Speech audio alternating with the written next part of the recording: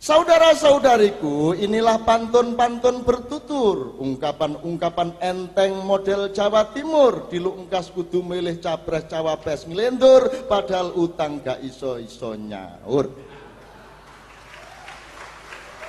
Kapan-kapan rek dulino nang Candi Borobudur, akeh turis gak kotangan sampai anune pading perentul. Indonesia Raya iki biyen prawan wangi ambu kencur, saiki meh dadi rondo legrek melorot melenyek ancur. Rek penekno klopo dolekno janur, ape tak gawe ngrabekno anakku oleh bojo mentul-mentul. Gak kurang-kurang duwe pemimpin ya SBY ya Gus Dur, dadine kok negara jaran kepang tembem wal pentul.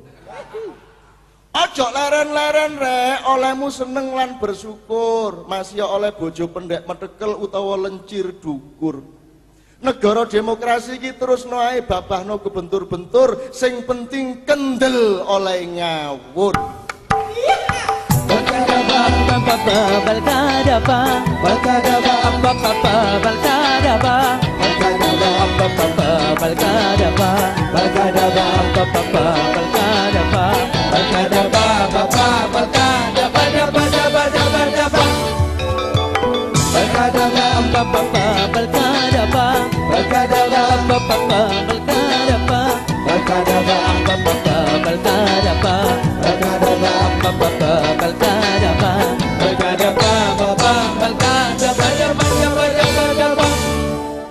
Le, cung. Adem lene le. Kamu kan warga negara Indonesia ta? Sekarang duduk yang baik, punggung tegak, ya, konsentrasi. Serius le? Konsentrasi. Cobalah pandanglah Indonesiamu itu tepat di pusat mata jiwamu. Kemudian pilih satu kata, ucapkan. Alhamdulillah. Yang jujur kepada dirimu sendiri loh. Jujur. Pandang itu jutaan petani, jutaan buruh, orang-orang kecil di jalanan-jalanan kota, di pelosok desa. Ucapkan. Diucapkan. Subhanallah. Kamu terlalu menahan diri, Le. Tataplah air muka para pemimpin, pandanglah ekspresi wajah para pejabat dan wakil rakyat, hitung berapa yang hatimu bisa percaya dan berapa yang tidak. Astagfirullah. Jangan ditutup-tutupi. Astagfirullah. Teruskan hatimu, telanjangkan perasaanmu. Telanjangkan perasaanmu. Sebutkan. La ilaha illallah. Bagus, terus Le, ungkapkan apa adanya. Allah Akbar. Sekali lagi, pandang Indonesiamu, tumpahkan hatimu, tumpahkan Le. Cici aku. Terus, bagus Le. Hujan deraskan perasaanmu. Aku ingin meludahi, tapi eman-eman ludahku. Jebol air bah perasaanmu Le, jebol. Bajingan tengik. Tatap lagi Indonesiamu, ledakan Le, ledakan.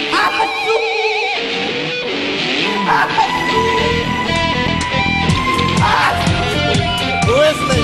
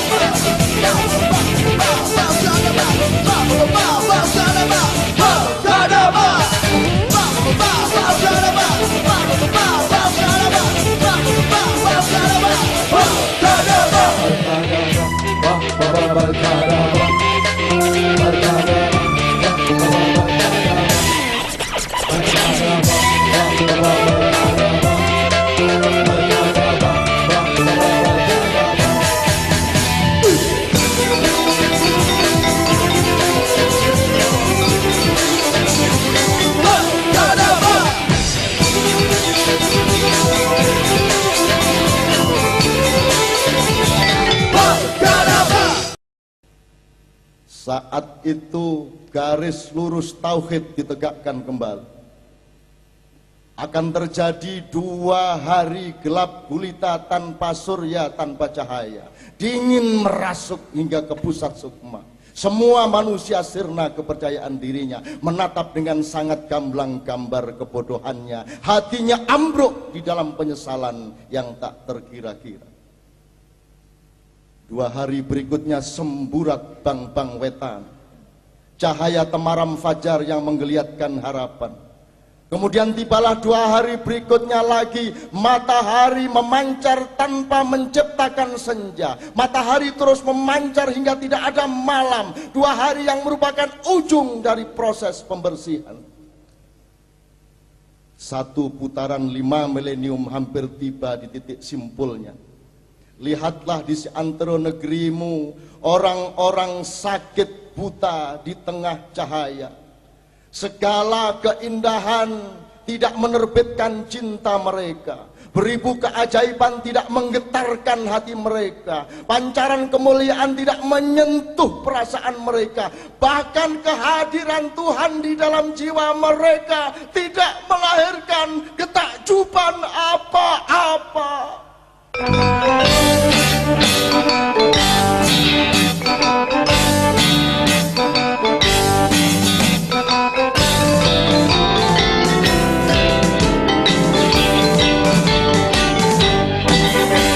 Aku menuruni bukit, gelap luar biasa. Seluruh jiwa ragaku menjelma rasa takut yang tidak terkira. Tolong pilihkan dan tunjukkan kepadaku jalan di mana aku bisa tidak usah berpapasan dengan Indonesia. Bawalah aku ke tempat di mana aku bisa tidak bertemu dengan Indonesia. Bukakan kepadaku satu wilayah rahasia di mana aku bisa bersembunyi dari Indonesia.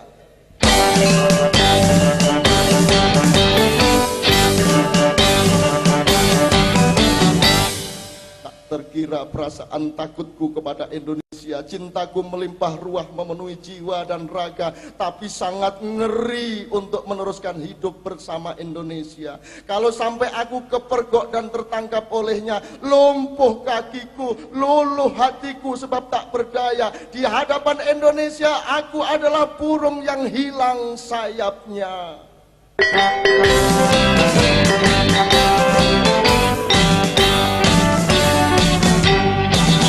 Aku laut tidak ada gelombangnya, tapi aku api tak ada panasnya. Di dalam Indonesia aku hidup tanpa kehidupan. Aku semangat cinta tanpa gairah nafsu. Aku bangunan menara-menara yang aku robohkan sendiri. Aku telah hadirkan Nabi, tapi ku mohon pulang kembali Nabi.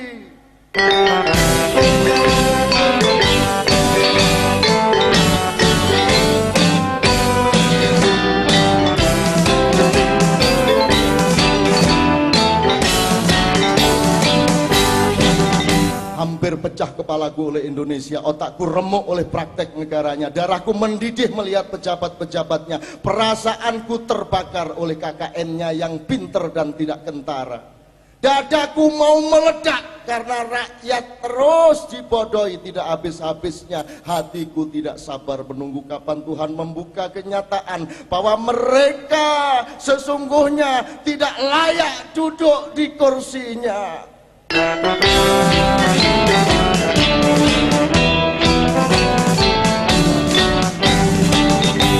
Mataku berkunang-kunang melihat Indonesia, tak paham aku mereka akan pergi kemana. Amat sukar kutemukan kesungguhan hatinya. Tidak sanggup kuhimpun kepingan-kepingan dan pecahan-pecahan pikiran mereka. Tidak mampu aku menangis oleh tangisnya, dan tidak bisa aku tertawa oleh tawanya.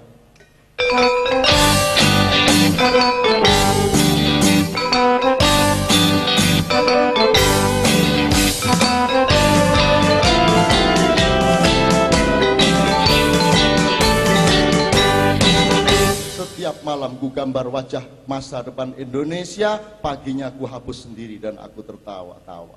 Berpuluh-puluh tahun aku tidak tidur malam karena bekerja membangun mercusuar cahaya benderang. Setiap saat aku siap mengangkutnya langsung ke Sidratul Muntaha.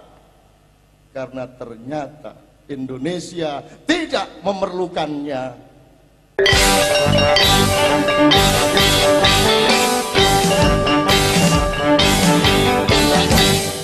Aku demam panas tinggi oleh rasa takutku kepada Indonesia. Buntu akal pikiranku melihat kelas menengahnya yang sia-sia. Aku menggigil oleh tayangan media-media cetak dan oleh media cetak dan tayangannya. Aku ngeri bertemu dengan wartawannya. Aku tenggelam dilindas oleh dahsyat informasinya. Aku mabuk berat oleh gosip, ghibah dan rasanannya.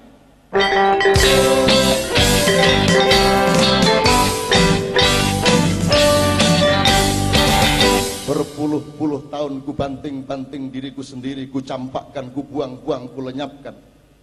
Tanganku ini bekerja melampaui kewajaran hidup dan orang bekerja. Dengan wajahku harus tetap bersemayam di dalam rahasia. Kakiku melangkah sampai hampir menyentuh cakrawala, dan aku jaga jangan sampai ada kemasyhuran yang dihasilkannya.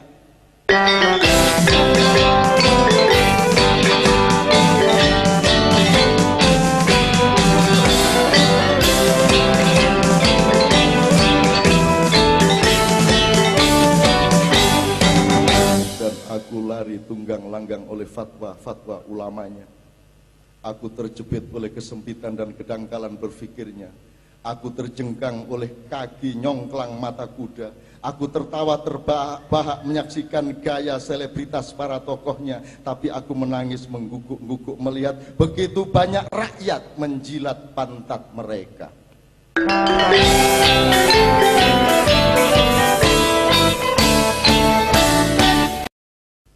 Tiba-tiba di puncak bukit yang remang itu muncul sosok yang baru. Mbah Sutron, I love you.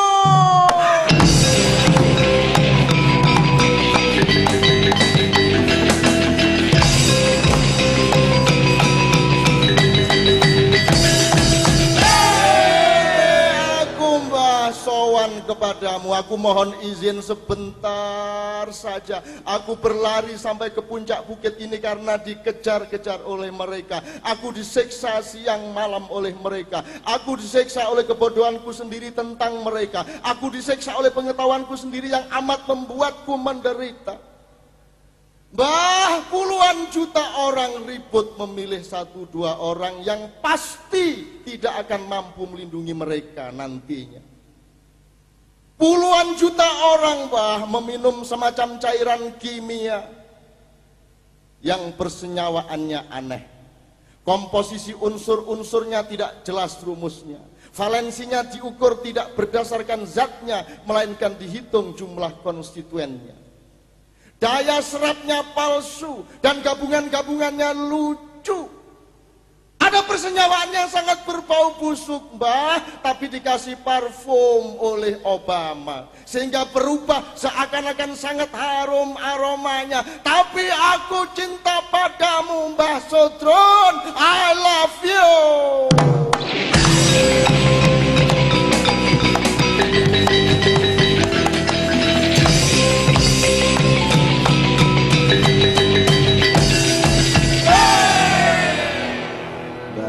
Aku kangen ilermu, Mbah, yang meleleh dari sudut bibir sebelah kirimu itu loh. Mbah, berfatwalah kepadaku siapakah yang layak dicontreng di antara capres-cawapres itu.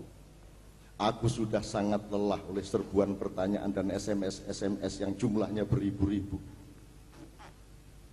Tiba-tiba Mbah Sutron membentak sangat keras, menengo cocotmu mingkemo cangkemu. Ia mencekik leherku dengan mata melotot, kemudian dia ludahi mukaku, dia ludahi lagi sampai 7 kali. Aku menunduk, aku pejamkan mata. Dan ketika mata itu kebuka, cairan ludah Mbah Sutron menetes satu demi satu ke lantai. Dan tetesan itu kemudian menjadi semacam danau kecil. Danau yang airnya sangat bening. Muncul huruf-huruf di kedalaman air itu bergabung menjadi kata-kata dan kalimat.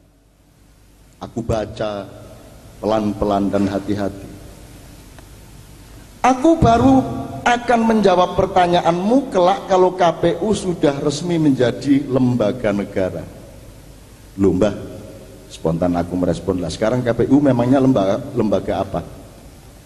Tulisan di bayangan air danau kecil itu menjawab, KPU-mu itu bukan lembaga negara, melainkan lembaga pemerintah, karena dibikin oleh pemerintah dan posisinya adalah bawahan presiden. Padahal sekarang yang menjadi presiden adalah yang juga turut bersaing untuk menjadi presiden berikutnya. Jadi bagaimana Mbak? Lo sepak bola cap apa yang wasitnya adalah anak buah kapten kesebelasan?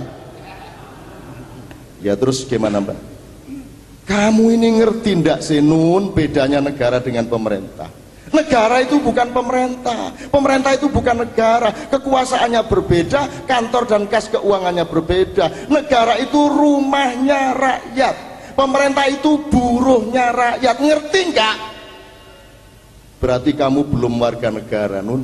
Sana, kamu belajar dulu apa bedanya umat, masyarakat, rakyat, dan warga negara.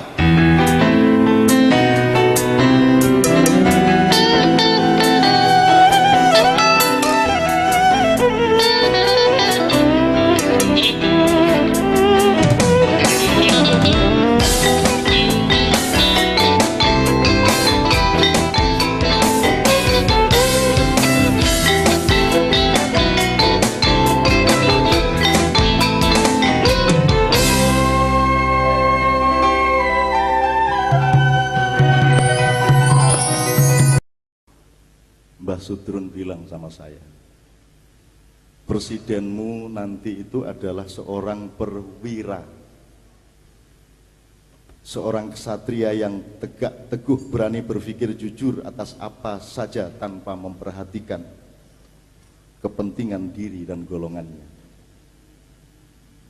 Wira berani bersikap tegas kepada nafsu dan ambisinya sendiri, berani berperang melawan setiap yang memusuhi kebenaran, berani bertanding dengan kejantanan dan kemuliaan. Seorang perwira, wira. Tapi ia juga memiliki kewibawaan. Di dalam dirinya terdapat perbowo, bowo kawibawan, tidak sekedar aura, harisma atau citra. Seorang wira mengalahkan musuh dengan pedangnya, seorang bowo mengalahkan musuh dengan tatapan matanya. Darah dagingnya terkandung keindahan budi, di dalam jiwanya ono budi, budine yo ono. Seorang perwira yang menggenggam perbowo dan berbudi, tenaga kejuangannya meningkat hingga berjuta-juta megawatt. Sosoknya menjadi tampak besar, subur dan gagah, meskipun kebesarannya itu disamarkan oleh suaranya yang lembut dan cemeng. Tapi ia bertahan oleh waktu, bahkan mengatasi dan mengendalikan waktu bagaikan betara kala. Kala itu bukan kala jengking, kala itu bukan kala munyeng, tapi kala saufa ta'lamun, summa kala saufa ta'lamun, kala lau ta'lamuna ilmal yakin, tarawunnal yakin, summa la tarawunna ainal yakin, summa latus alunna yoma idzin anin naim. Hatiku tak tega memandang wajah mereka. Aku teruskan mengungkapkan hal itu, hendaknya kalian semua menancapkan di kalbu kalian masing-masing. Kalau muatan utama kalbumu adalah kalah atau menang, kalau berputarnya pikiranmu berujung pada kalah dan menang, kalau langkah kakimu, gerak tanganmu, kalau uang yang ditaburkan kepadamu kemudian kau sebarkan kemenangan, kamu sebarkan kembali untuk mencapai kemenangan, maka jangan sampai kemenanganmu adalah kemenanganmu sendiri. Jangan sampai kemenanganmu bertentangan dengan kemenangan rakyatmu. Syukur-syukur engkau ingat dan menginsafi bahwa kemenangan pada pengetahuan ilmu dan undang-undangmu belum tentu kemenangan bagi pandangan Tuhan.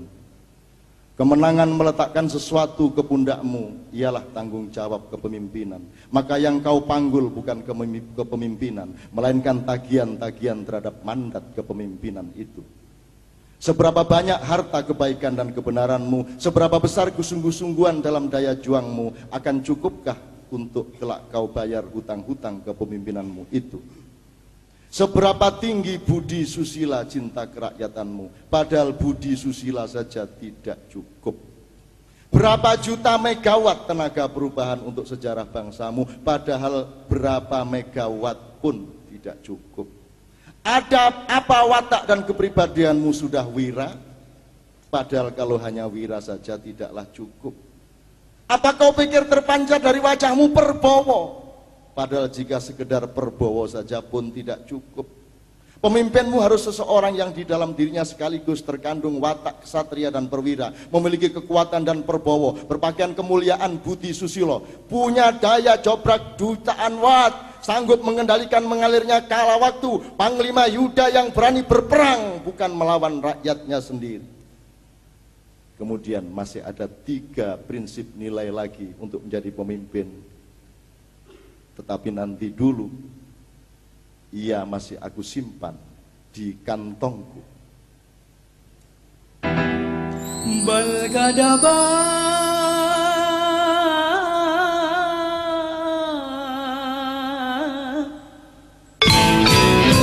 Akan ku cari gelap terasa dunia ini, bagai tiada balkadabi.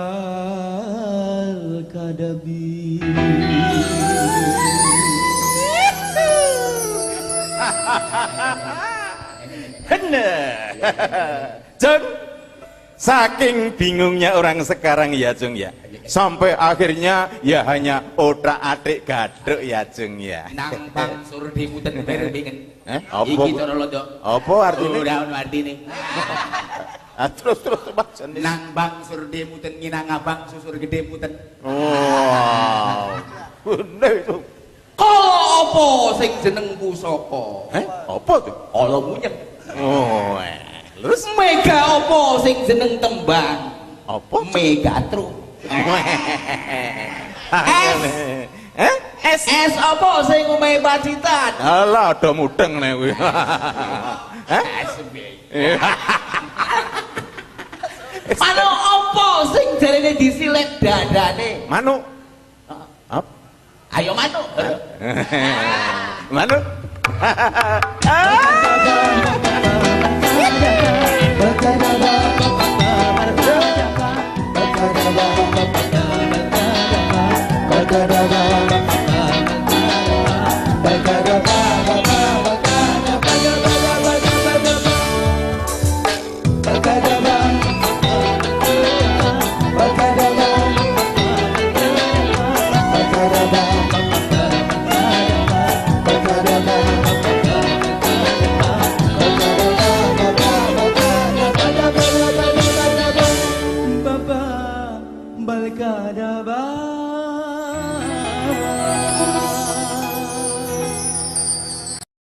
Maka saya mertopo di Gunung Lawu itu untuk belajar Hono Corokonya alam goib supaya mulai ngerti dikit-dikit itulah. Dan di sana saya malahan bisa ketemu ngarso dalem ingkang sinuwun hamengku bono ingkang kaping 9. Ngaturaken sembah bekti kawula, salam taklim. Ugi ngestoaken dawuh dumateng ngarsa dalem Gusti Darajaton Panatagama Kalipatulong ing bumi Ngayogyakarta hadiningrat samina wa atana. Samina wa ta'na. Desa Kuwi rak congor mule. Lambene bapak kuwi lambe kuno, ngerti ra? Romo. Beliau ingkang sinuwun Hamengkubuwana ingkang kaping 9 itu adalah pemimpin sejati yang jembar hatinya dan selalu mengalah demi kemaslahatan bersama. Jadi kamu sowan kepada beliau? Sowan kepada beliau? Nah, maksud saya begitu. Tapi beliau juga sedang bertapa itu loh. Apa? Seluruh wajah, kepala dan badan beliau itu dikerudungi dengan kain hitam. Weh, apa kira-kira itu terkait pilpres lagi, Po? Kalau Panggraito saya itu, beliau itu sedang menciptakan keseimbangan dan harmoni. Apa kuwi? Apa kuwi?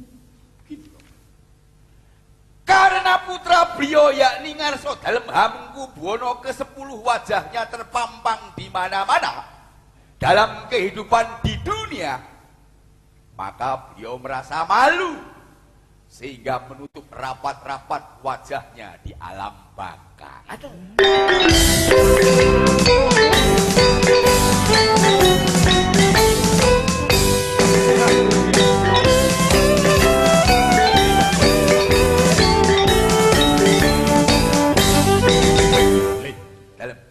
Kalau Pak Harto ketemu ndak, Le? Wow. Ayo Pak Harto itu kan tempat resminya kan agak di sebelah barat toh Romo. Ya toh? Rada kulon. Tapi ada begitu melihat ada saya, lantas beliau melompat gengkang syah ke Gunung Lawu. Ayo ngampleng raimu, Le. Ayo enggak mungkin itu Romo. Ah, dia itu ternyata ke Gunung Lawu itu janjian sama Bung Karno sih. Lu kan putri dan mantu mereka itu berpasangan. Jadi mereka merayakan koalisi itu, tau, Le? Tampaknya kok tidak, Romo. Loh, Sebab wajah mereka berdua itu tampak sangat sedih dan penuh kekhawatiran. Mereka kemudian berpelukan dan kelihatannya kok menangis. Gung Binatoro, sang yang menang, sang yang widi. Para pemimpin kita menangis di alam kesunyian. Tidak hanya berakhir pada tangis, Romo. Beliau berdua juga saya lihat kemudian bersalaman seperti dua prajurit di medan perang. Dan sesudah itu mereka berdua syah melesat terbang, wajah mereka penuh amarah dan dendam kepahlawanan. Aku buntuti, ternyata mereka pergi jauh ke benua utara mendatangi leluhur-leluhur dari bangsa Serikat Amerika. Adalah Yono, Yono, Yono, Yuta, Yuta, Yuta.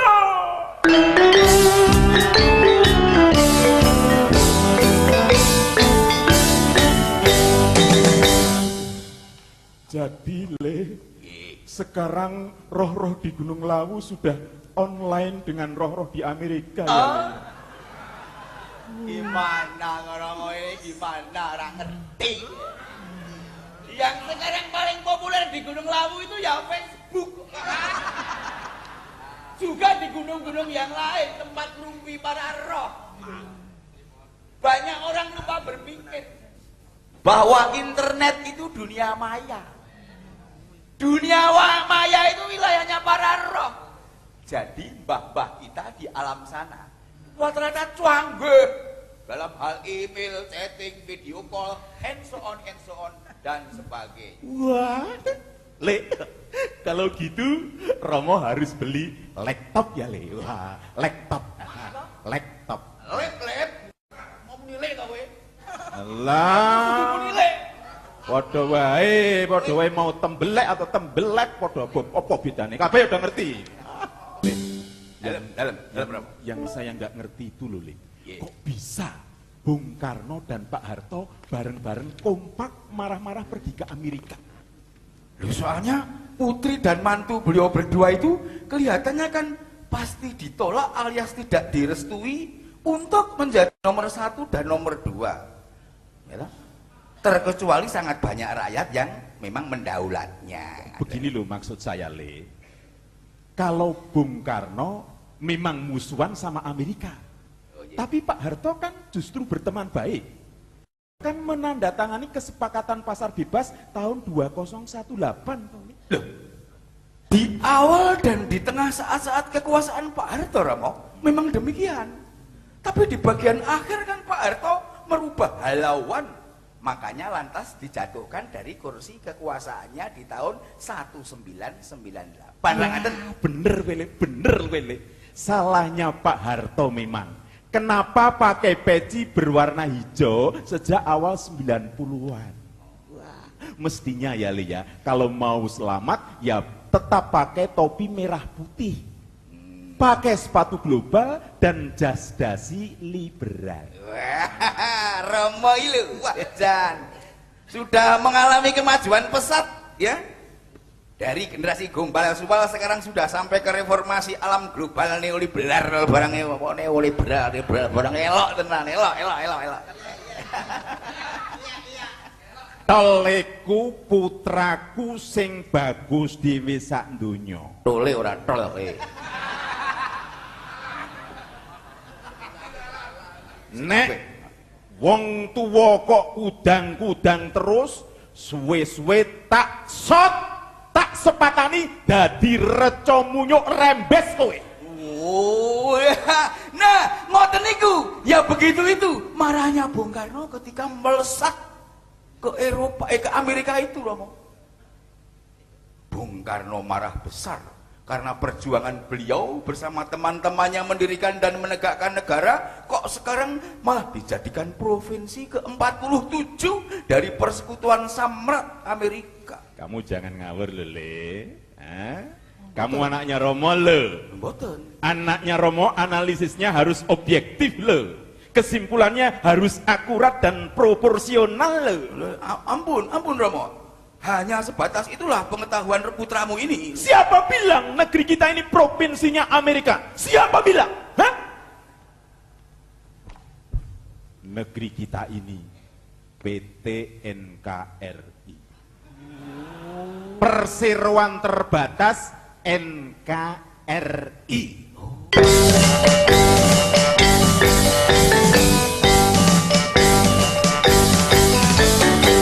Le, sebenarnya kamu itu tidak perlu ke Gunung Lawu, ke Gua Hiro, Jabal Musa, atau kemanapun, Le. Bahkan tidak perlu menunggu bulan Juli, sebab semuanya sudah jelas, Le. Oh, kata jelas bagaimana, Romo? 5 tahun ke depan ini, sebenarnya sudah pasti rancangan lakonnya. Biaya disebar kepada semua yang sedang bertanding. Pertama, untuk random pemetaan kemungkinan koalisi-koalisi. Kedua, untuk menjajaki tingkat penolakan terhadap lakon dan tokoh yang sudah disiapkan. Ketiga, ternyata beres dengan mudah. Loh, beres bagaimana, Romo? Ya beres. Yuyu kangkang modal internasional 5 tahun ke depan ini lebih leluasa dan bebas untuk meniduri kleting abang dan kleting kuning. Paham dah? Iya. Saya paham-pahamkan, Romo. Yang disebut pemerintah sebenarnya adalah direksi perusahaan yang ke dalam negeri mengaku melindungi, tapi bisa juga terperosok untuk hanya menjadi makelar yang mencari keuntungan sendiri. Weh, lah jebel Romo iki bulane ngerti politik loh. Politik dagang super liberal, bukan politik kenegaraan dan kerakyatan. Lah, ekonomi kerakyatan letaknya di mana, Romo? Nah, ekonomi kerakyatan itu kan lagu pop. Romo lupa bandnya. Apa itu? The Cangcuter. Ya, Kangen band Leto apa kuburan ya nggak ngerti lah, pokoknya lupa aku. Lah, sekarang kalau BLT itu bantuan langsung tunai apa ya, Romo? Lah wong itu duit-duitnya rakyat sendiri kok, aku bantuan dari pemerintah. Dari kata dan istilahnya saja sudah jelas khianat terhadap hakikat nilai dan kenyataan kok.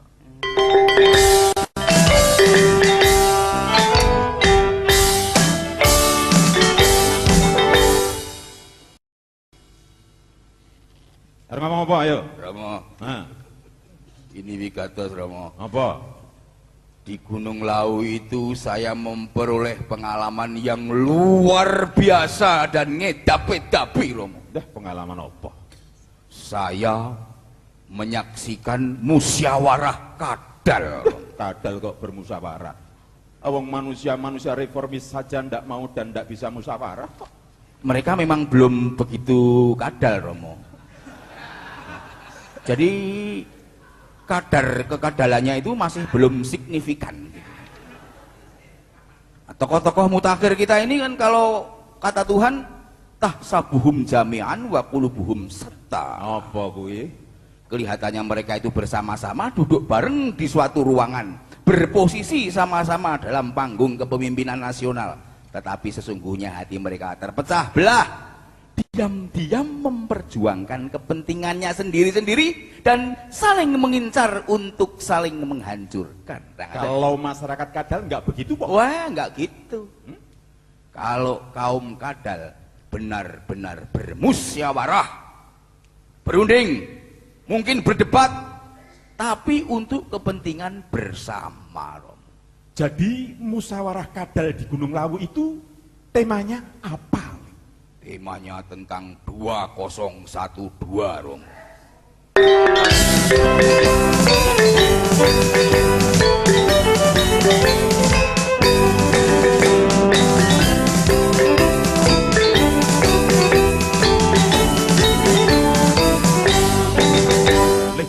Ada apa dengan 2012?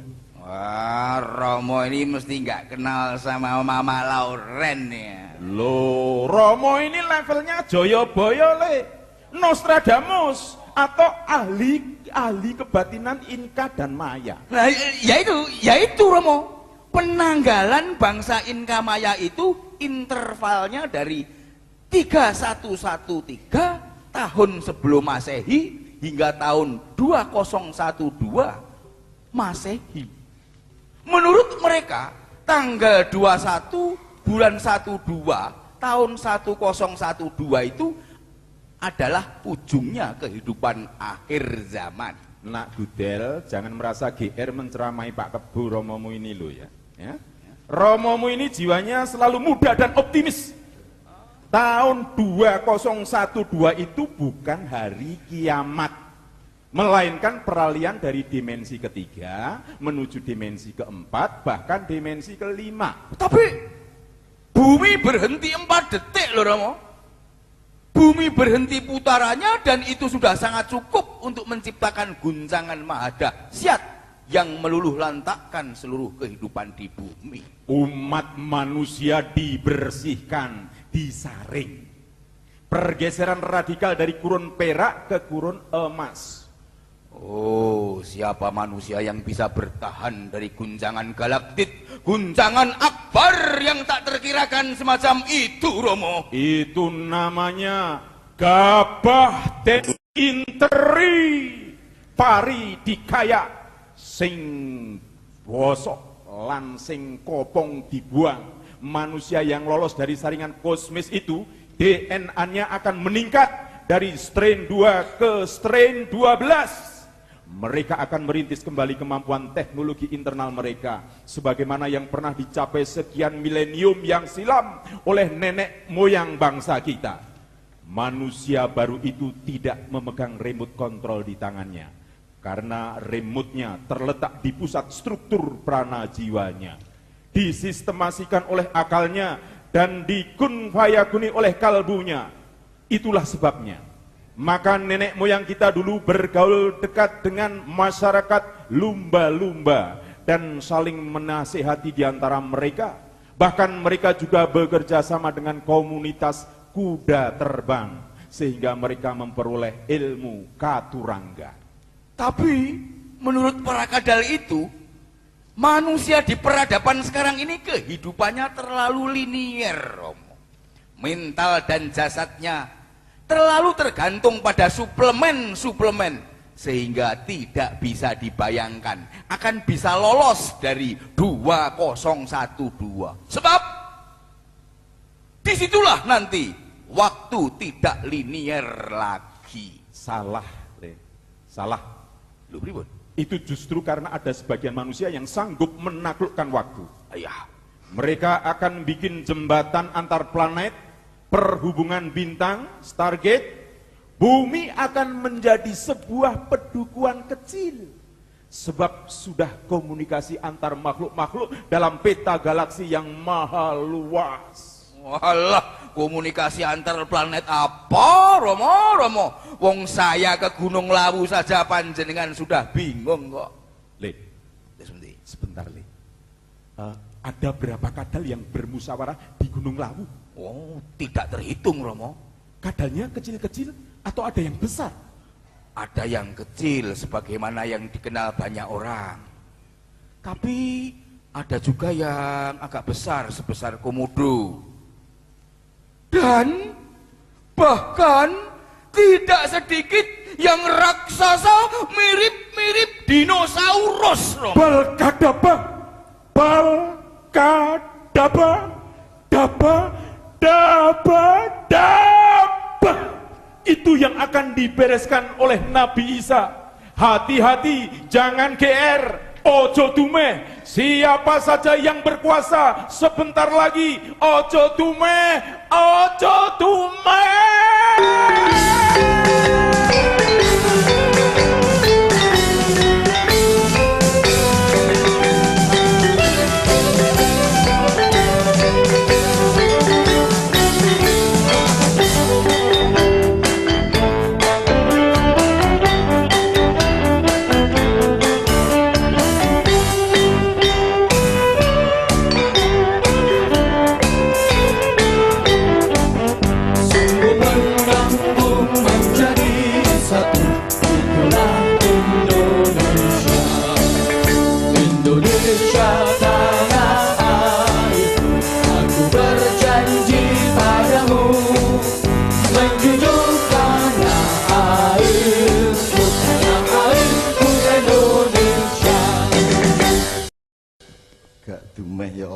Dumeh ya gurung karuan seleh.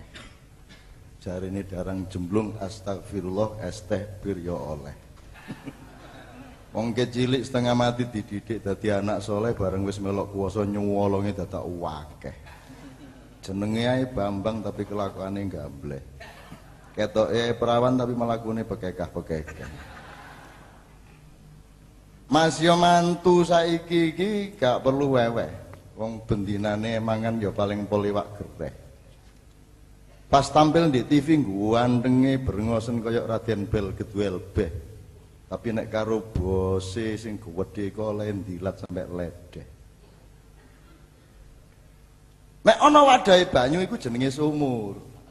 Ndas gak ana rambuté jenenge gundul. Pemilu pilkada gak entek-entek sampai atiku bentul-bentul arek-arek sing gak kumanan kodhok. Mangano gadul. Mulih angon ngombe banyu entek sak siwur merga segone wis amblas karek wakul.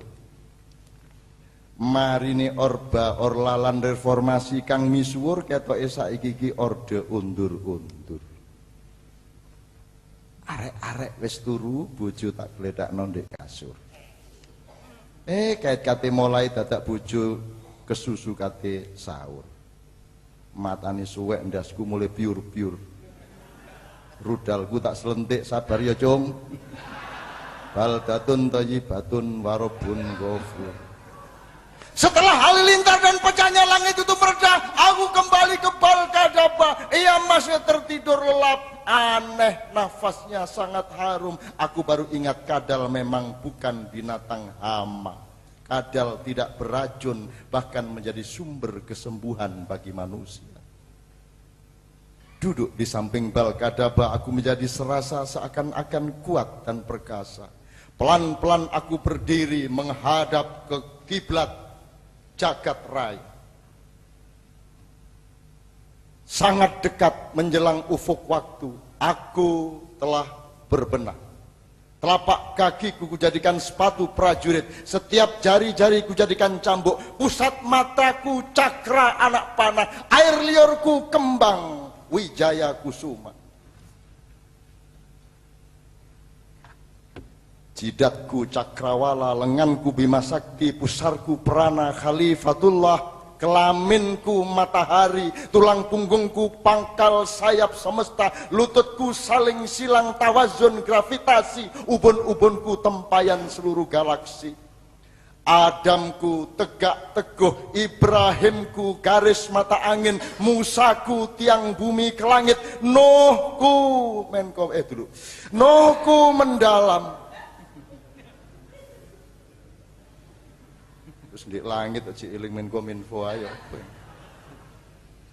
Nuhku mendalam, Isaku kelam, Muhammadku wali nikah, imanensi dan transendensi, penyambung awal dan akhir, pemersatu ada dengan tiada. Irodahku amar, amar irodahku, kun dalam fana, fana dalam kun, fayakun ke dalam suwung, suwung fayakun, fayakun yakun, yakun, yakun, yakun.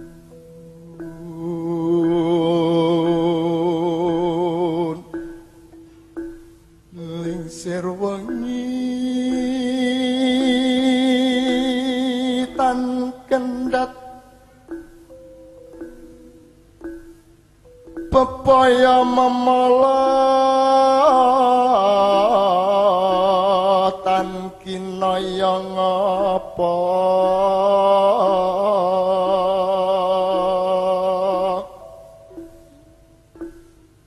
bebendu pepeteng, bebendu pepeteng tan kena kinira.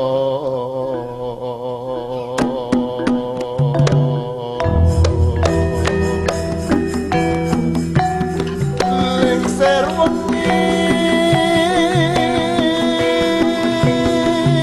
tan kendat,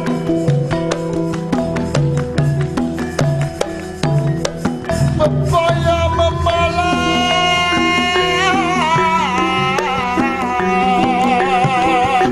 kinaya ngapa,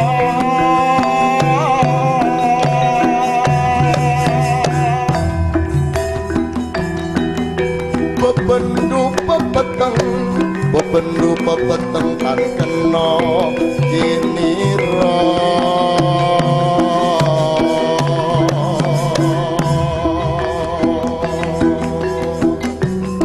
Bang bang wetan,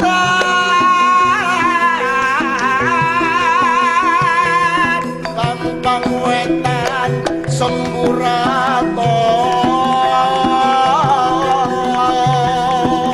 bang bang wetan semburato.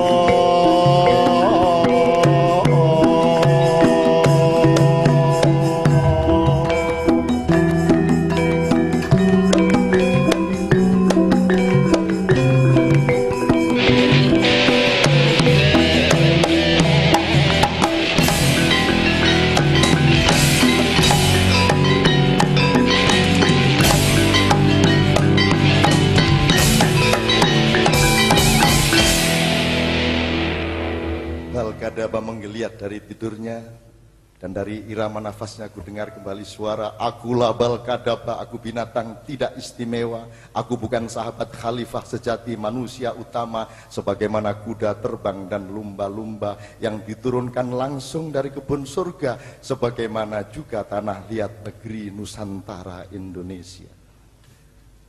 Aku Balkadaba, aku binatang hina yang merasa malu karena dianugerahi kehormatan untuk ikut masuk rombongan kapal Nabi Nuh.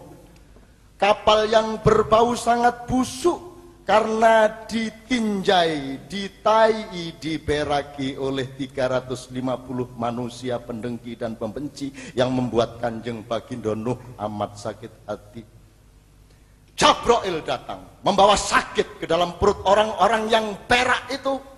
Mereka meraung-raung dan memekik-mekik sehingga ramai-ramai mereka minta tolong kepada Nabi Nuh, dan Nabi Nuh menyuruh mereka pergi masuk kapal. Kalau kalian ingin sembuh, carilah tinja kalian masing-masing, tolong dimut 1-2 jumput. Baginda Nuh selalu mengalah serta menolong mereka, dan Jabrail sudah membawakan upah dari Allah berupa ilmu tentang kebusukan hati manusia, tentang kemampuan bersyukur yang semakin terkikis, agar supaya Nabi Nuh mengerti bahwa ia dikelilingi oleh makhluk-makhluk yang tidak punya martabat dan tidak mengerti harga diri. Iblis diam-diam berpegangan di ekorku, kata Balkadaba.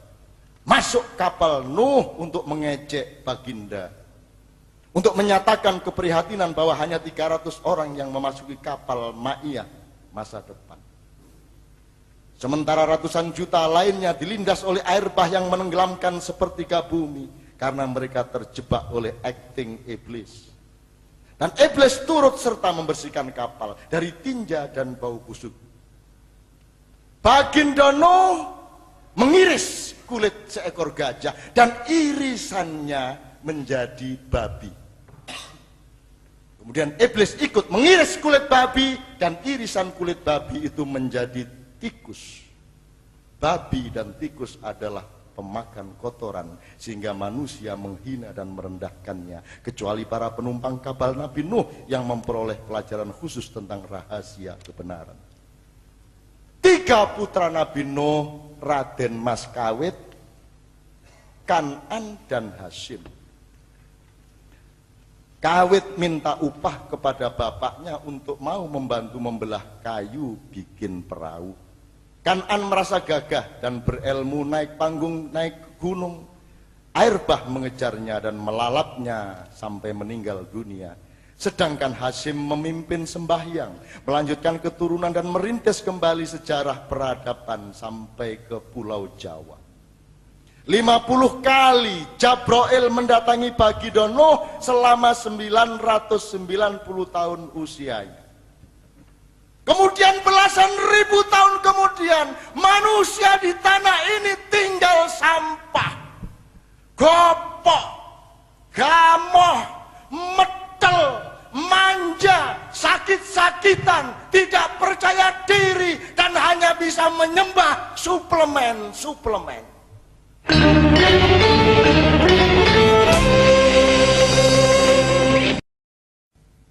Puisi-puisiku ini bukan untukmu, karena engkau adalah kekuatan, sedangkan puisiku adalah ketidakberdayaan. Karena engkau adalah riuh rendah kejayaan, sedangkan puisiku adalah bisunya kesunyian.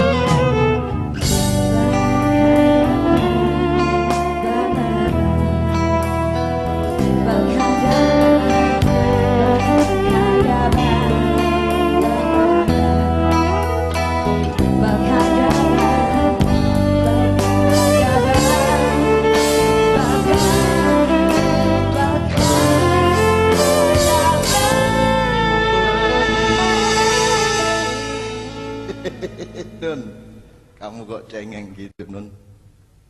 Aku tidak setuju kamu sedih. Begitu kata Balkadaba sambil memegang pundakku.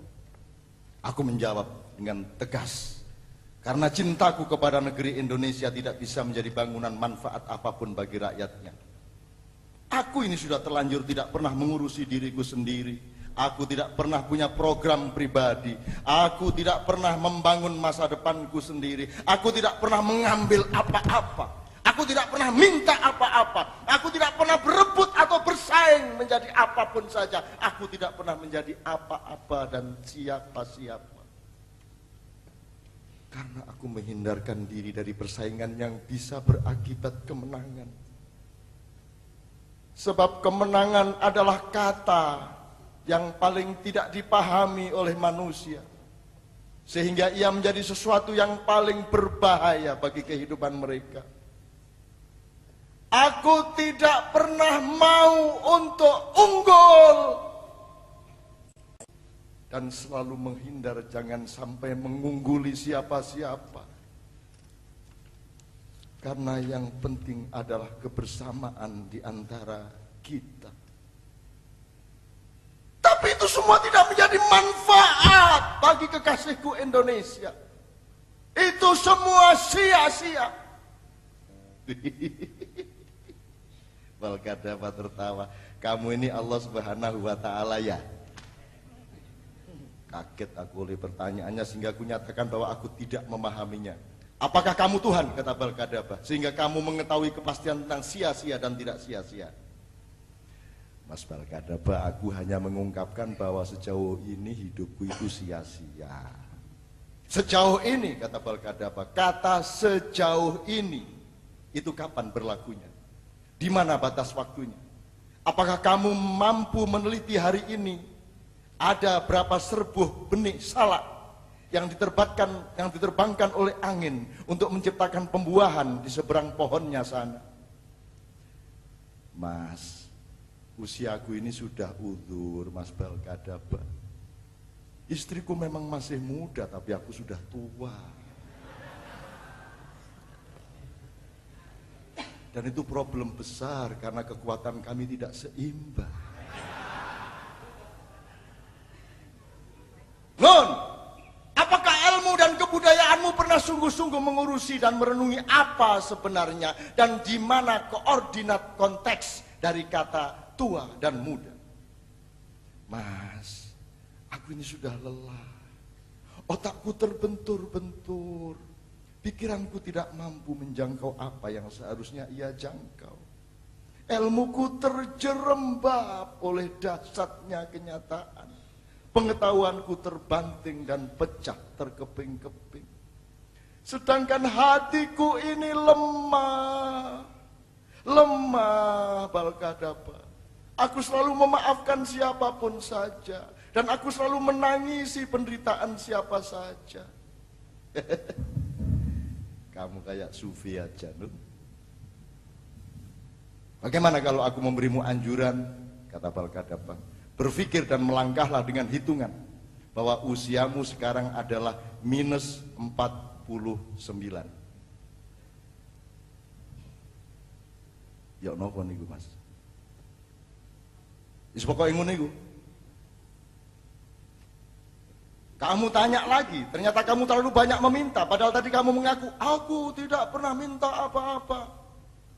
Ya tapi kalau kepada Mas Balkadaba kan pasti lain masalahnya. Nun, pulang kamu sekarang ke tanahmu. Balik kamu ke Indonesia. Mulailah kembali semuanya dengan satu pekerjaan saja. Bersihlah kamu, pandanglah daun-daun dan dengarkanlah bisikannya.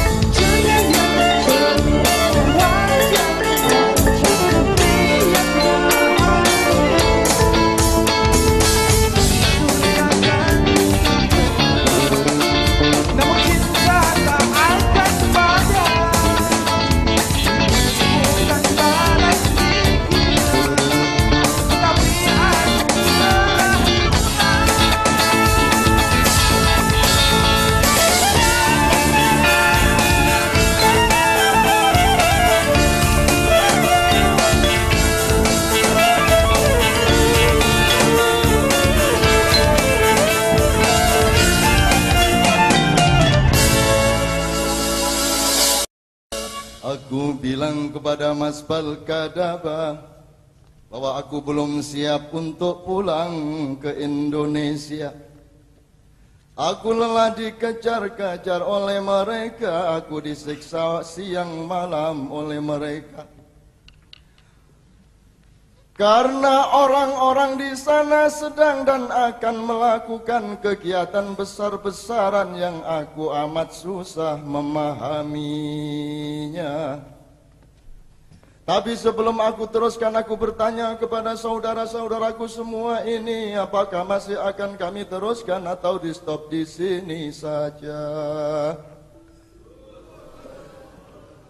Temenan ta. Konek bojo awas kon tak cegat di pinggir jalan, tak kawak nombor. Puluhan juta orang ribut, berembuk dan berdebat. Kemudian mereka akan memilih 1-2 orang untuk diangkat menjadi pemimpin mereka, yakni pemimpin yang pasti tidak akan mampu melindungi mereka, tidak mampu membawa mereka melakukan perubahan yang mendasar, mengakar, sejati dan hakiki. Padahal rakyatnya sudah tidak punya waktu lagi, sehingga perubahan semacam itu wajib terjadi. Pemimpin-pemimpin mereka itu tidak buruk dan tidak bodoh, tapi belum mencukupi kebutuhan darurat bangsanya. Pemimpin-pemimpin mereka itu semua terampil. Ada yang lebih cepat, lebih baik.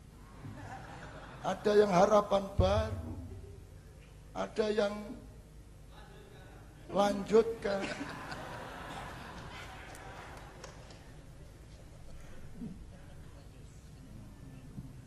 Di mau rek.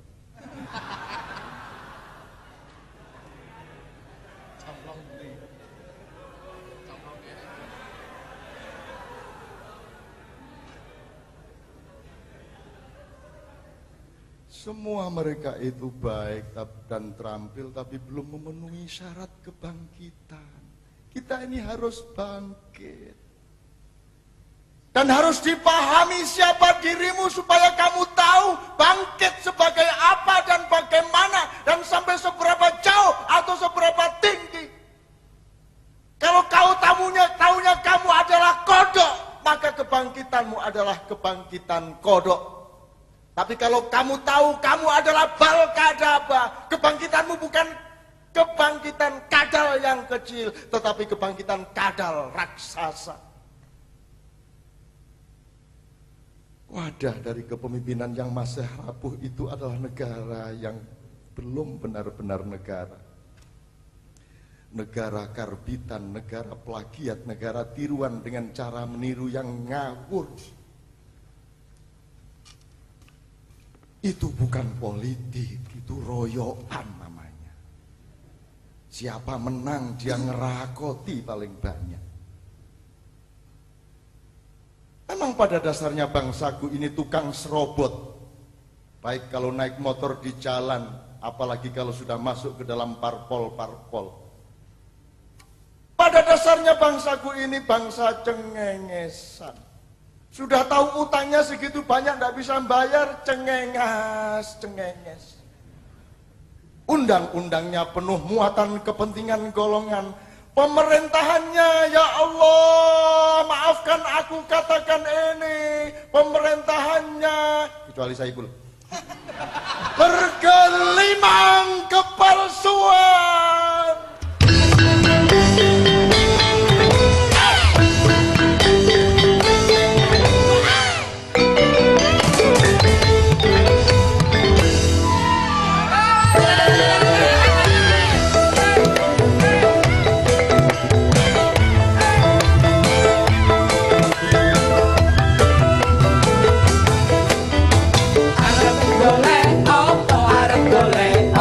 Kok uber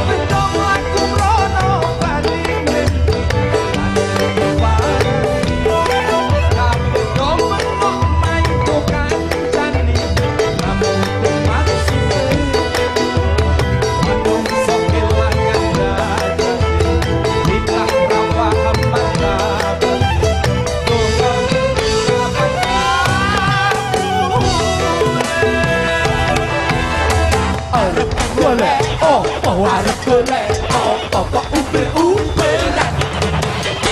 Padha ngoyak opo padha ngoyak opo kok jegal-jegalan.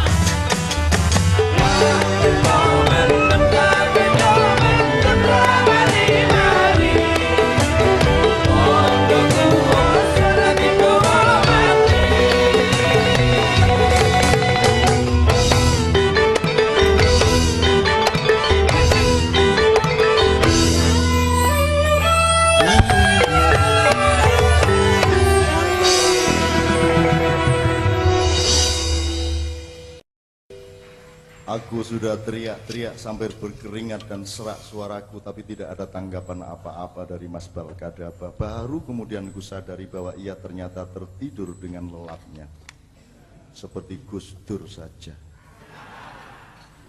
Tetapi betapa menggelegak jiwaku, berdebar-debar hatiku, menatap Balkadaba tidur bagaikan membuka galaksi-galaksi ilmu. Aku amati sirip-siripnya satu persatu, yang jika ku lepasi dan aku kumpulkan akan menjadi sebuah buku besar yang ngegirisi. Tiba-tiba sebuah ledakan petir sangat keras, cahaya muncrat seakan-akan mengiris-iris langit. Aku terpelanting jatuh.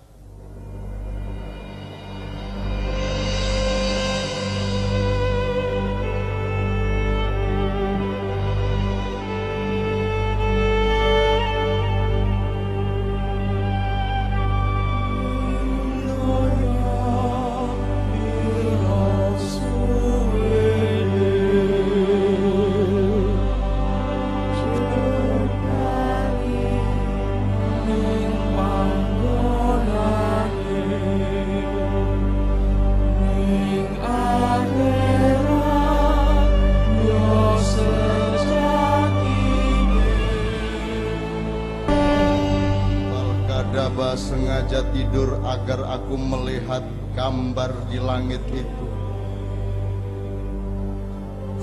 Fal tandur nafsu ma qaddamat liwat.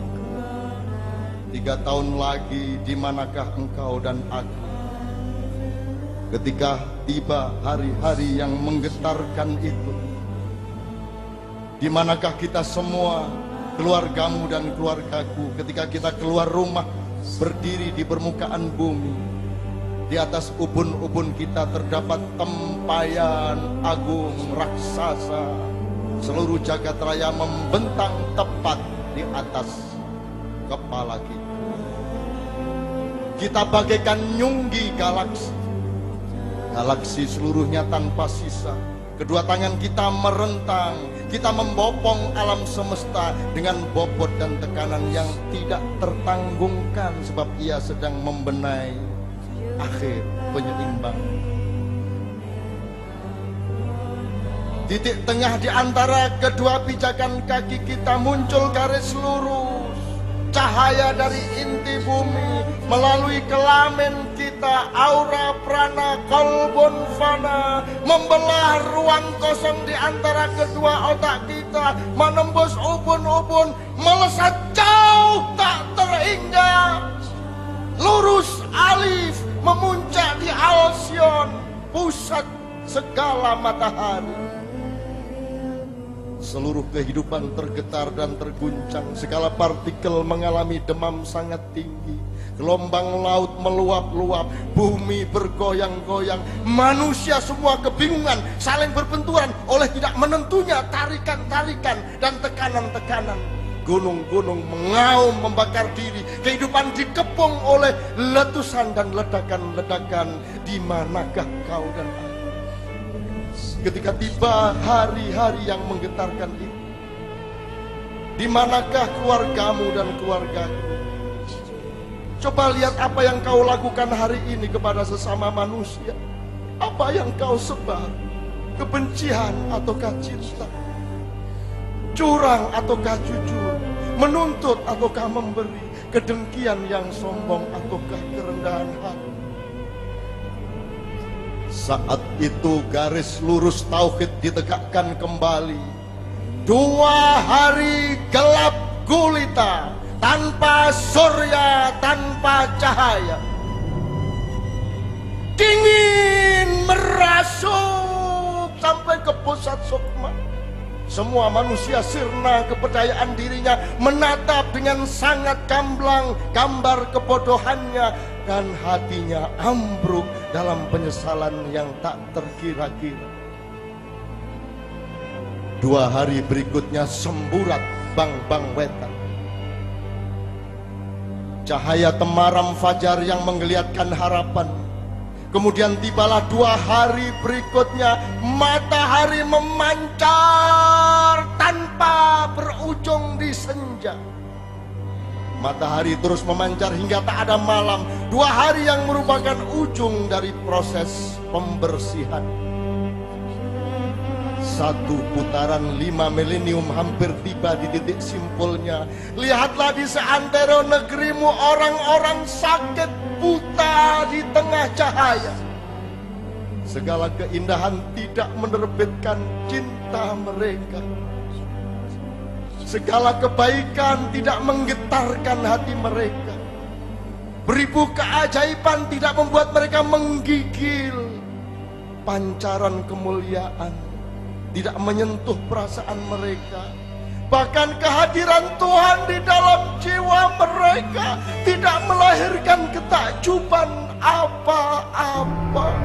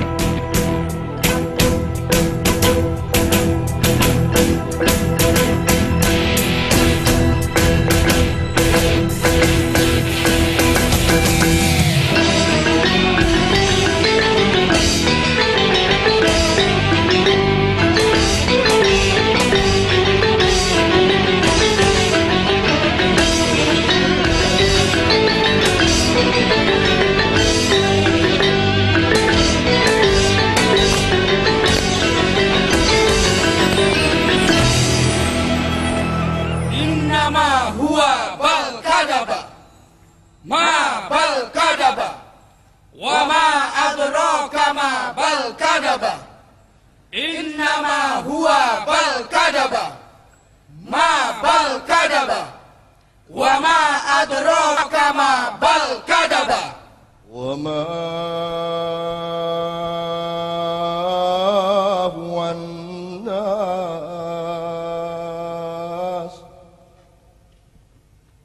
wa ma huwa an-nasu illa kadzdzaba وما هو الناس إلا كذب ثم كذب وثم كذب ومن الذي كذب ليس هو بل كذب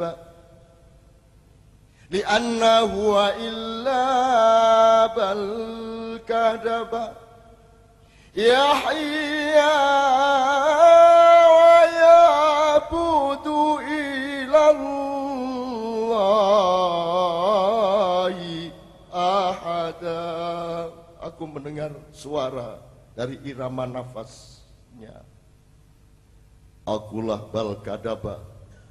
Aku hayawan raksasa yang kau sangka tinggal di masa silam.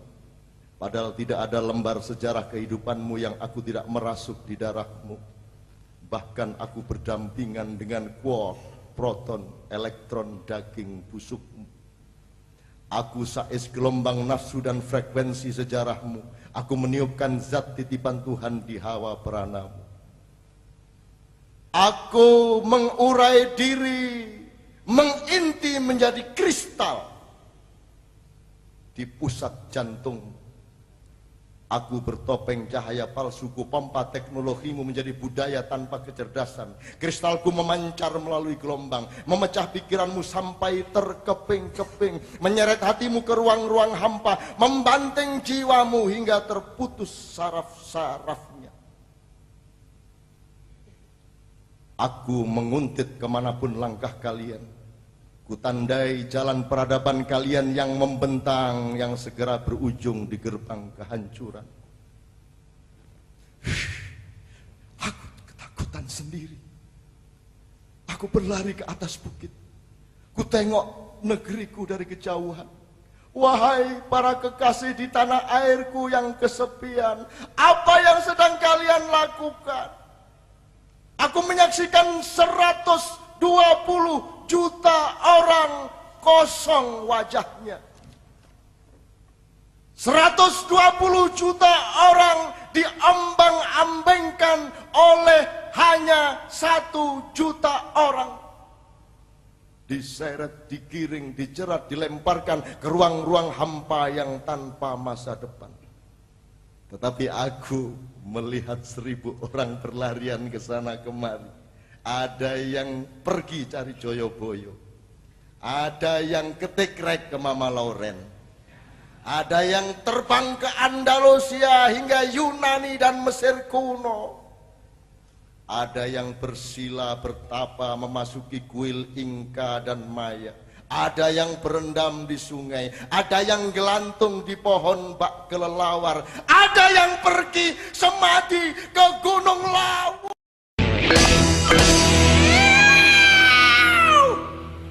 Balkadaba tiba-tiba mengeluarkan suara yang sangat aneh, semacam ringkian tapi juga seperti auman yang panjang. Tanpa ku ketahui asal usulnya, tiba-tiba pula badanku sudah berada di atas kepalanya yang sangat besar. Sekilas muncul rasa asik di dalam perasaanku, seolah-olah aku sedang naik buruk.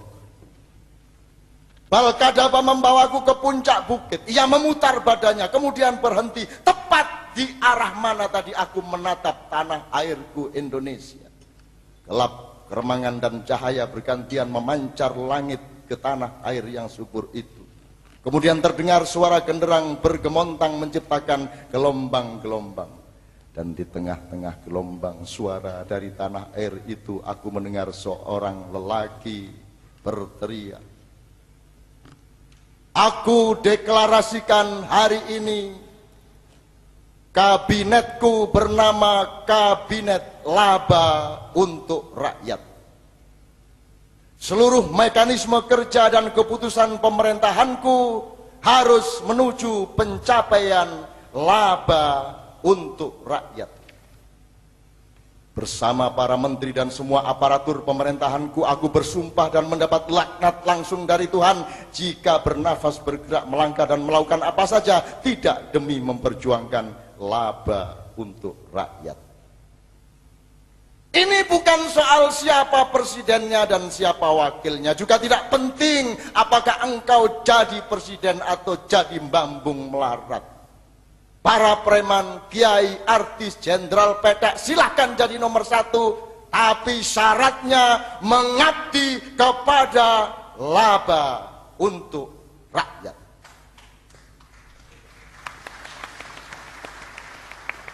Siapapun saja yang sudah telanjur menghuni tanah negeriku, dan siapapun saja yang datang dari luar, semua bekerja dan mengabdi kepada satu hal saja, laba untuk rakyat.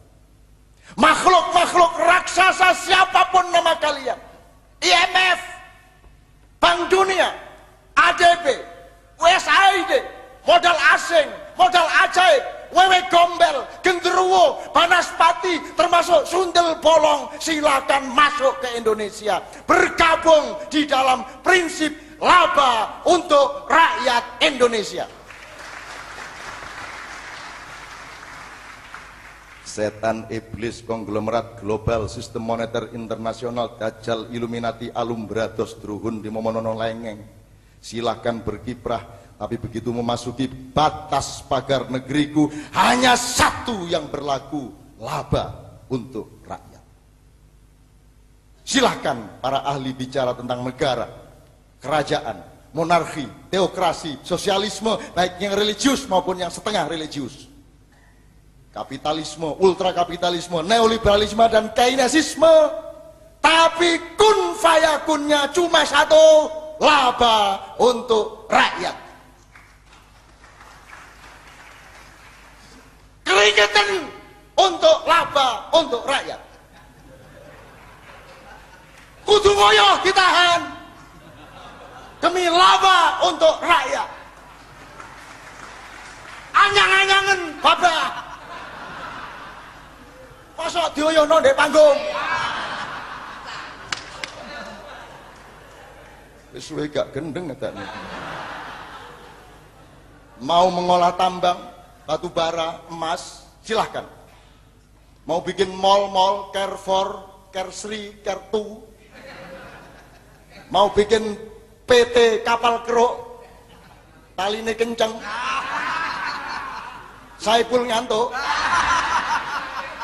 Taline ngaceng.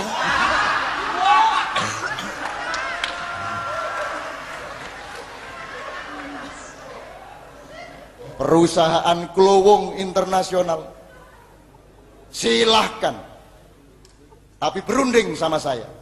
Dan aturan pembagian hasilnya hanya satu, laba untuk rakyat.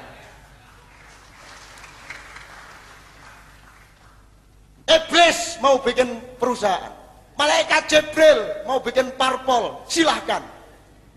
Tuhan mau kos, silahkan. Gatel taek mlebu cangkemmu, silahkan. Tapi satu perundingannya, laba untuk rakyat.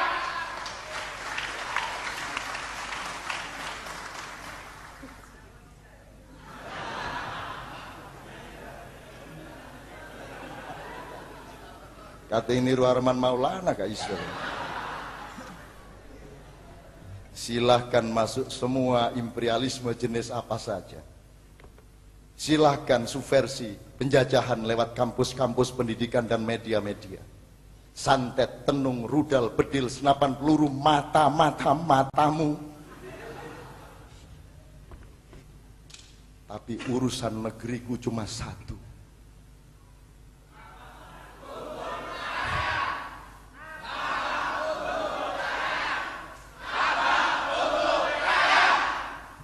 Gak ngomong, wis ngomong kabeh. Gak ada iklan di TV.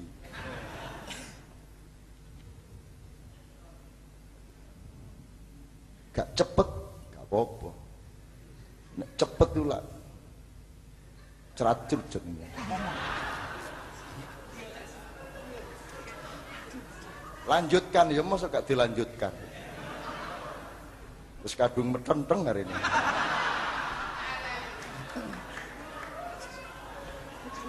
Lah sudah cenut-cenut bangkean nih.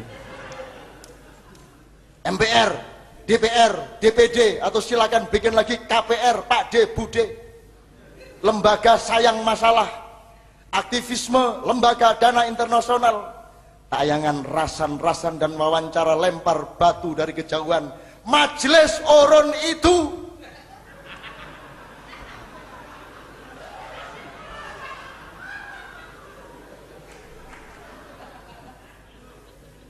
madhab gender, komunitas munafik liberal, silahkan berjoget di panggung nasional, tapi tidak ada aturan, tidak ada undang-undang, tidak ada policy, tidak ada rapat dan surat keputusan, kecuali demi laba.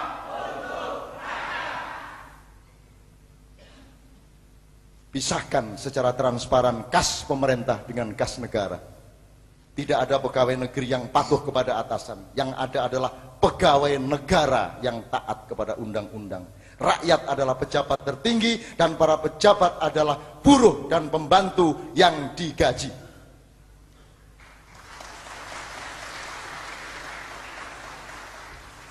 Falsafah negaraku Pancalaba.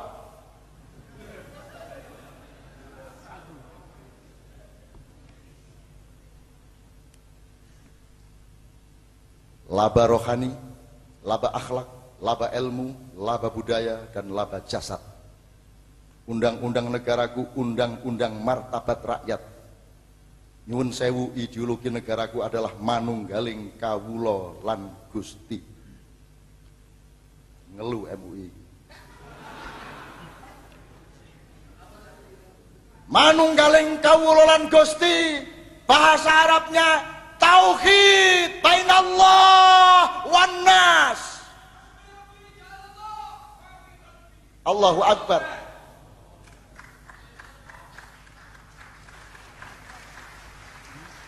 Di dada pemimpin, di dalam dadanya Karwo dan Saiful, di dalam dadanya SBY Yusuf Kalla,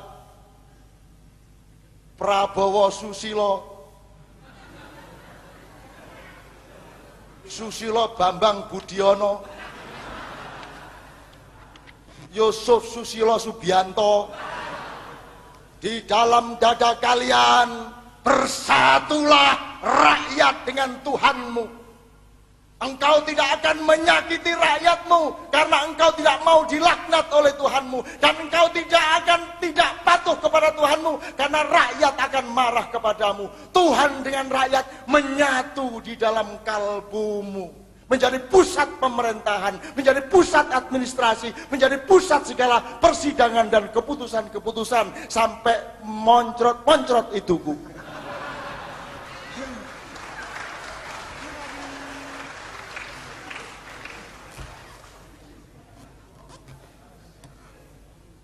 Terus sampai emben nih. Itulah sejatinya pemimpin yang dibutuhkan oleh negaraku. Lambat atau cepat, kalian semua dan makin banyak orang di berbagai wilayah, di berbagai provinsi, kabupaten, desa dan kota akan makin banyak yang bersedia mati untuk laba, untuk rakyat.